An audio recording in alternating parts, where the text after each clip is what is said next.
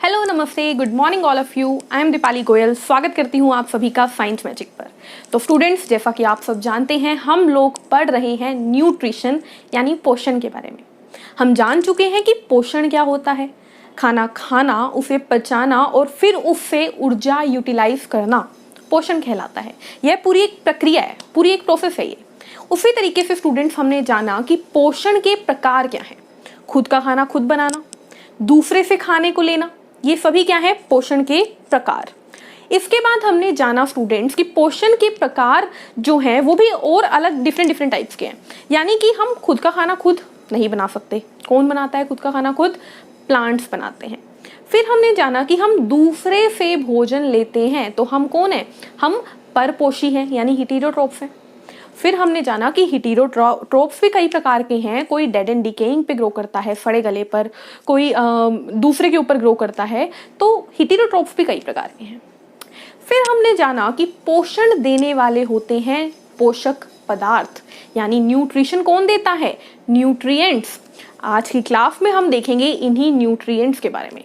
देखिए, सबसे पहले आपके पास यहाँ पे लिखा हुआ क्या है, हमें पढ़ना क्या है? कंपोनेंट्स ऑफ फूड के बारे में।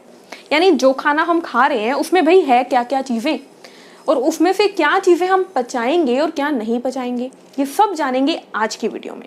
तो कंपोनेंट्स ऑफ फूड में सबसे पहले शुरू करते हैं हम कि हमारे खाने में क्या क्या चीज़ें पाई जाती हैं। सबसे पहले क्या पसंद है भाई? मीठा पसंद होता है ना, तो सबसे पहले आ गए हमारे मीठे यानी कार्बोहाइड्रेट्स। फिर आ गया हमारा प्रोटीन, ताकतवर चीज़ जो हमें हमारी मसल्स को स्ट्रॉन्ग करती है, हमारी मांसपेशियों को स्ट्रॉन्ग करती है। वसा, फैट जो मोटापा लाती है, ठीक है, इसको तो सभी जानते हैं। विटामिन की टैबलेट्स खाई जाती है, vitamin A B C D कितने सारे पढ़ते हैं, है ना। उसके बाद क्या है भाई? मिनरल्स, खनिज, इसकी डिटेल आपको आगे बताई जाएगी। फिर आते हैं लवण जो हमारी बॉडी में ज़रूरी होते हैं। और फिर लास्ट इज वाटर, जल। Last but not the least, क्योंकि बहुत इंपॉर्टेंट होता है ये सारी वो चीज़ें हैं जो कि हमारे भोजन में मौजूद होती हैं। अब इन्हीं को अलग अलग कैटेगरीज में डाला गया, यानी कि हमारे न्यूट्रिएंट्स को, हमारे पोषक पदार्थों को दो प्रकार से विभाजित कर दिया गया, जिनका नाम था मैक्रोमोलिक्यूल, माइक्रोमोलिक्यूल। किस आधार पर? तो आधार था इनका साइज, ठीक है, यानी कि वो कितना बड़ा या छोटा है। मैं बोल सकती हूँ आकार के आधार पर न्यूट्रिएंट्स को दो हिस्सों में बांटा गया। पहला आपको दिख रहा है मैक्रोमोलिक्यूल। मैक्रो मतलब बड़ा, तो वो अणु जो कि बड़े होते हैं, जिनका साइज क्या होता है? साइज होता है बड़ा, यानी लार्ज, वो कहलाते हैं क्या? मैक्रोमोलिक्यूल। और जिनका साइज क्या होता है? स्मॉल, यानी छोटा, वो कहलाते हैं माइक्रो मतलब माइक्रो ऑर्गेनिज्म होते हैं, सूक्ष्म जीव, सबसे छोटे प्राणी। तो ये क्या है? माइक्रोमोलिक्यूल, यानी छोटे छोटे अणु। तो वह अणु जो कि बहुत छोटे होते हैं वो क्या होते हैं? माइक्रोमोलिक्यूल। और क्या डिफरेंस है? याद है हमें, हमने लास्ट क्लास में पढ़ा था फोटोसिंथेसिस के दौरान कि हमें हमारे खाने को खाने के बाद, ठीक है, हमने कुछ भी खाया उसको पचाना पड़ता है। यानी कि जब हम कोई खाना खाते हैं उसमें होता है कम्प्लेक्स पार्ट, यानी जटिल पदार्थ होते हैं उसमें, और हम उन जटिल पदार्थों को कन्वर्ट करते हैं सरल पदार्थों में। तो ये सरल पदार्थों में कन्वर्जन क्यों ज़रूरी है? कैसे होता है? डाइजेशन यानी पाचन के द्वारा। तो इन बेसिस पे भी इन्हीं दो प्रकार के हैं, यानी कि वह पदार्थ जिनको पाचन की आवश्यकता होती है, पाचन चाहिए, ठीक है, नीड डाइजेशन, वो क्या होते हैं? वो होते हैं मैक्रोमोलिक्यूल। अब देखो, एक कॉमन सेंस के अकॉर्डिंग एक चीज सोचो, कोई चीज बड़ी सारी है, उस बड़ी सारी चीज को टुकड़ों में तोड़ना पड़ेगा ना खाने के लिए। बस वही है, हमने बहुत खाना खाया, ठीक है, हमें प्रोटीन की ज़रूरत थी, मान लीजिए हमने प्रोटीन खाया, प्रोटीन को खाते ही हमारी बॉडी में उससे ऊर्जा नहीं मिलती, उसको पहले सिंपल सब्सटेंसेस में यानी सरल पदार्थों में बदलना पड़ता है, उसकी पाचन करनी पड़ती है। तो प्रोटीन क्या होगा? प्रोटीन होगा मैक्रोमोलिक्यूल, यानी कि वह एक ऐसा मोलिक्यूल है जो साइज में बड़ा है, जिसे आगे टूटना पड़ेगा, यानी कि डाइजेशन करनी पड़ेगी, पाचन करना पड़ेगा, ताकि वो कॉम्प्लेक्स से क्या बन जाए? कॉम्प्लेक्स से बन जाए सिंपल यानी जटिल से बन जाए सरल पदार्थ। मानते हो ये बात? मानते हो ये बात? तो अब मुझे जल्दी से बताओ कि ऐसे इन सब चीज़ों में, ये जो 7 या 8 चीज़ें हैं, 1 2 3 4 5 6 7 चीज़ें हैं, इन 7 में कौन ऐसा होगा जिसे पचाने की ज़रूरत होगी? तो पचाने की ज़रूरत होती है सबसे पहले हमारे कार्बोहाइड्रेट को, फिर हमारे प्रोटीन को और फिर हमारे फैट को। यानी कि इन 7 चीज़ों में 3 चीज़ें ऐसी है जो कि कम्प्लेक्स होती है, जटिल होती है, हमें उसे सरल में बदलना पड़ता है। और वो 3 चीज़ें क्या हैं? वो है हमारा कार्बोहाइड्रेट, प्रोटीन और फैट यानी वसा। यानी अगर हम हमारे डाइट के अंदर कार्बोहाइड्रेट, प्रोटीन या फैट खा रहे हैं तो वो तीनों हमें उसी समय ऊर्जा नहीं देंगे, उनके अंदर पहले पाचन की जाएगी, उसके बाद वो हमें ऊर्जा देंगे। तो अब ये क्या चीज़ है भाई? ये क्या चीज़ है माइक्रोमोलिक्यूल? तो स्टूडेंट्स, माइक्रोमोलिक्यूल्स को डाइजेशन की ज़रूरत नहीं होती, डाइजेशन, पाचन नहीं चाहिए, ठीक है। नो नीड ऑफ डाइजेशन, किसको? माइक्रोमोलिक्यूल्स को। देखो ये इतने छोटे साइज के होते हैं कि बॉडी में जाते ही अपना काम कर देते हैं, इनको तोड़ने की ज़रूरत ही नहीं पड़ती, ठीक है। तो ये क्या होंगे भाई? बचे कौन कौन से?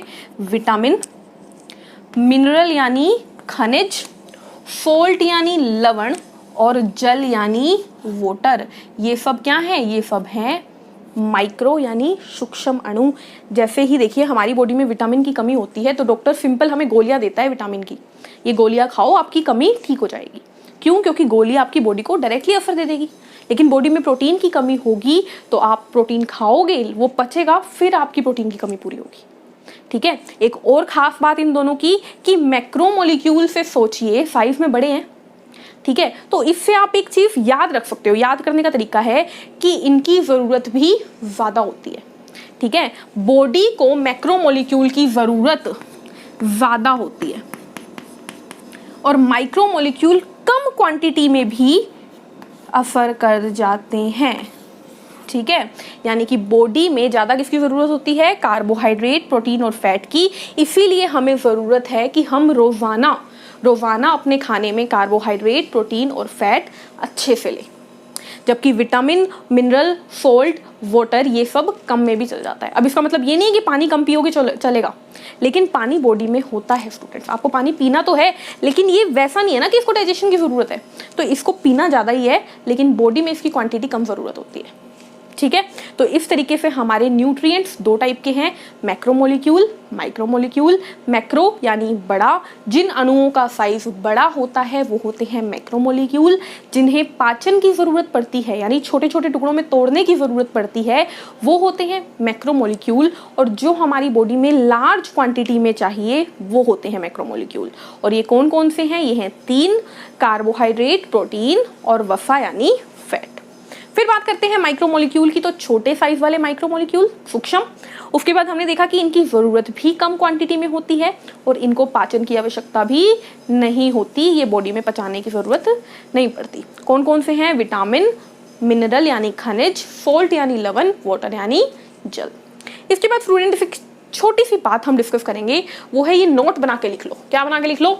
नोट बना के लिख लो। इस पर क्वेश्चन ना कभी डायरेक्ट नहीं पूछा जाता, लेकिन आपके क्वेश्चन में कई बार ना ये टर्म्स यूज की जाती है। यानी कि क्वेश्चन में आ जाता है ऑर्गेनिक, इनऑर्गेनिक, कार्बनिक, अकार्बनिक, तो आप समझ नहीं पाते हो कि भाई कार्बनिक क्या होगा, अकार्बनिक क्या होगा। उस कंफ्यूजन को दूर करने के लिए बस ये बात एक बार सुन लो, याद करने की भी जरूरत नहीं है। अगर सुनी हुई होगी ना तो एग्जाम में आपको समझ में आ जाएगी। पहला है देखिए कार्बनिक और अकार्बनिक। कुछ भी नहीं है, देखो इन्हीं चीज़ों को बांटा गया है दोबारा इसमें। देखो दुनिया में, धरती पे जितनी भी ऐसी चीज़ें हैं जिसमें कार्बन है। कार्बन क्या है भाई? कार्बन हमारा पीरियोडिक टेबल आवर्त सारणी का एक बहुत इंपॉर्टेंट एलिमेंट है। ये केमिस्ट्री का एक सबसे बड़ा हिस्सा है, ये अपने आप में एक केमिस्ट्री है, ठीक है। रसायन विज्ञान का एक बहुत बड़ा हिस्सा है कार्बन, चैप्टर भी करेंगे इस पे। जिन चीज़ों में कार्बन होगा स्टूडेंट्स वो होती है ऑर्गेनिक, और जिसमें कार्बन नहीं होता वो होती है अकार्बनिक। तो आपको याद रखना है, देखो कार्बोहाइड्रेट में कार्बन होता है, प्रोटीन में कार्बन होता है, फैट में कार्बन होता है और स्टूडेंट्स विटामिन में भी कार्बन होता है। ठीक है, तो होता किस में नहीं, सोल्ट में नहीं होता, मिनरल में नहीं होता और वाटर में नहीं होता। ठीक है, आपको मेन इसमें सिर्फ यही बात याद रखनी है, ये वाली।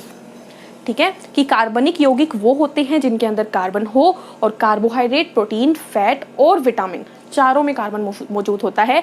एक क्वेश्चन इसमें एग्जाम से पूछा गया है। क्वेश्चन क्या था? क्वेश्चन आपके लिए ये था एग्जाम में कि इनमें से किसके रासायनिक सूत्र में कार्बन मौजूद नहीं होता। दोबारा सुनो, इनमें से 4 ऑप्शन दिए गए हैं, पूछा गया था इनमें से किसके रासायनिक सूत्र यानी केमिकल फॉर्मूला में कार्बन मौजूद नहीं है। ऑप्शन में दे दिया गया था विटामिन, प्रोटीन शायद था या नहीं था मुझे याद नहीं, ऑप्शन में विटामिन और फैट पक्का थे। ठीक है, और वहां पर गलती यही हुई थी कि सबको लगा विटामिन में कहाँ से होंगे, विटामिन तो हमने पढ़े ही हैं, विटामिन में कार्बन का कहीं पर फिक्र होता नहीं है जनरली, तो वहां पर बच्चों ने विटामिन टिक कर दिया था। तो अब आप ये गलती नहीं करेंगे। कार्बन किस किस में है? कार्बोहाइड्रेट, प्रोटीन, फैट, विटामिन सब में है। तो आज की क्लास में बस इतना ही। हमने क्या डिस्कस किया है? हमने भोजन के अवयव डिस्कस किए हैं। अब एक एक करके हम वीडियोस लाएंगे और हर एक अवयव को डिटेल स्टडी करेंगे। सबसे पहले हम नेक्स्ट वीडियो में मिलेंगे कार्बोहाइड्रेट के साथ, जिसके 2 से 3 पार्ट आपको मिलेंगे। मिलते हैं नेक्स्ट वीडियो में, तब तक के लिए चैनल को लाइक कीजिए, शेयर कीजिए, सब्सक्राइब कीजिए। Take care, thank you, bye bye.